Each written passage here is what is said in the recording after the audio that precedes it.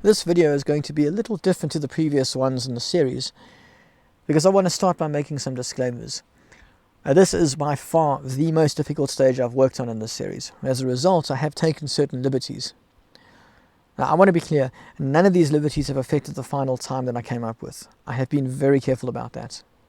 And also, all the footage you're about to see is actually me physically playing the game.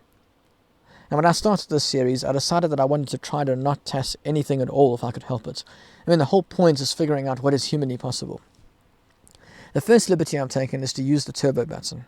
And look, I've made over 400 attempts on this stage, experimenting and trying to figure out the fastest possible route. The first, my arm can only take so much. And second, I have a busy life. So this helps me save a lot of time. Now, I've set the speed to around 15 presses per second. I know that there are people who can button mash faster, but for our purposes, 15 presses is fast enough. The second liberty I've taken is in the final room with the boss. I halved the speed of the game. Now, this makes it so much easier to test out frame-perfect actions, as we'll see later on.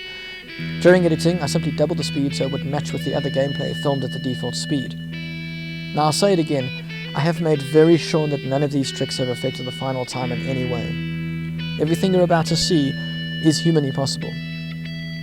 All of that having been said, we have a very important question to ask. What is the fastest time that we can complete base 1?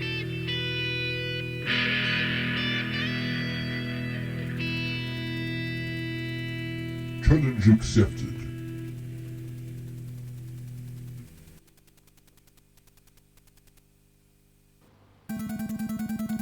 A large part of this stage is a concept known as spread rhythm. Now, if you haven't already, I'd recommend watching the last video I made, which was a deep dive on the concept itself. I'll put a link below.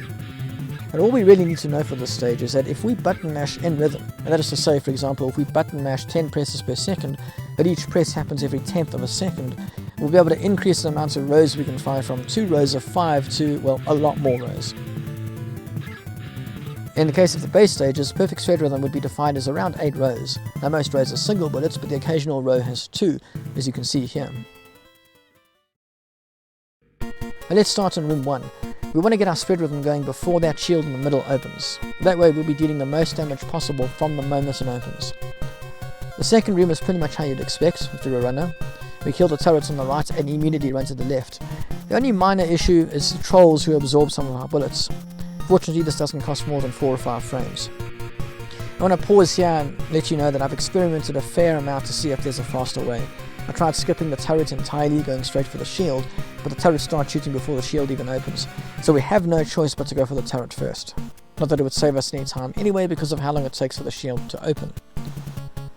The third room is also very straightforward. Duck down in the middle and button mash.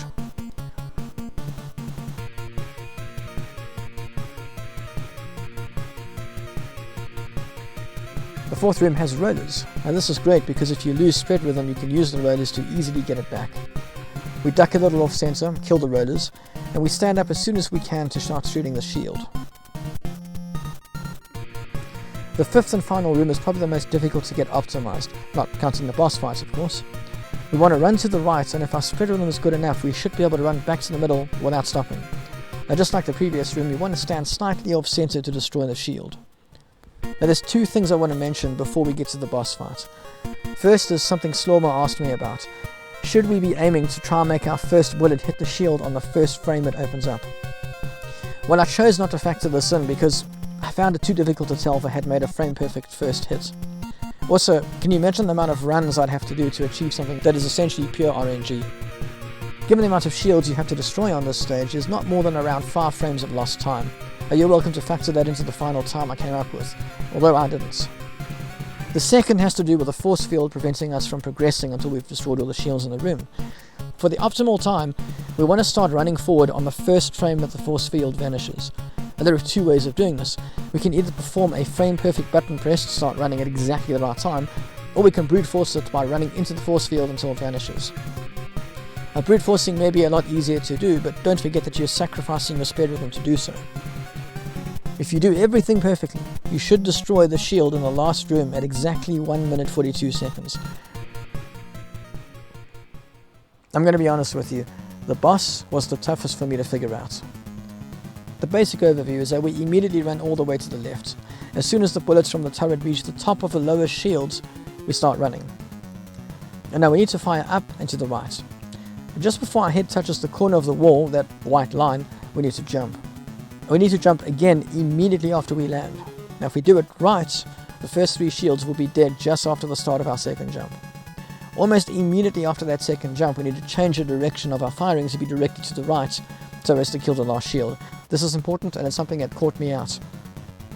We need to tap left just before landing to realign ourselves in preparation to kill the eyeball. In this position, we want to jump on the same frame as the eyeball spawns in so we can deal as much damage as possible while it moves to the right. You'll know you've done it correctly if the eyeball is directly above you when you're at the peak of your height. Do this perfectly and the eyeball should die at around the same time as you hit the ground. All that's left to do is to sprint to the left hand side of the screen. Now, I experimented with so many different positions for this, and what you see here is the fastest I could get it done. You might just notice a splice on the first frame that the eyeball spawns in. This, as previously explained, was me trying to make my life a little easier. I still contend that what you've seen is humanly possible. An important question to ask is, are these positions, of which there are 3, frame perfect?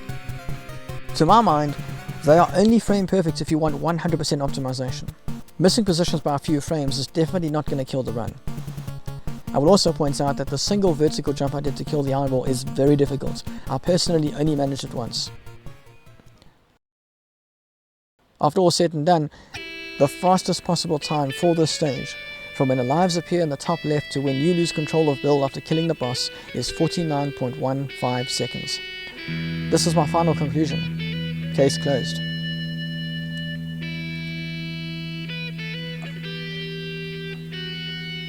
Of all the stages I've done so far, this is the one that, well, put it this way, it wouldn't surprise me if someone finds a way to save an extra few frames. So if you think I've missed anything, or if you think I've gotten anything wrong, please genuinely let me know. After all, just like any other runner out there, I just want to know the fastest way to finish this stage. Well, thanks for all the support, thanks for watching, and remember, don't stop shooting.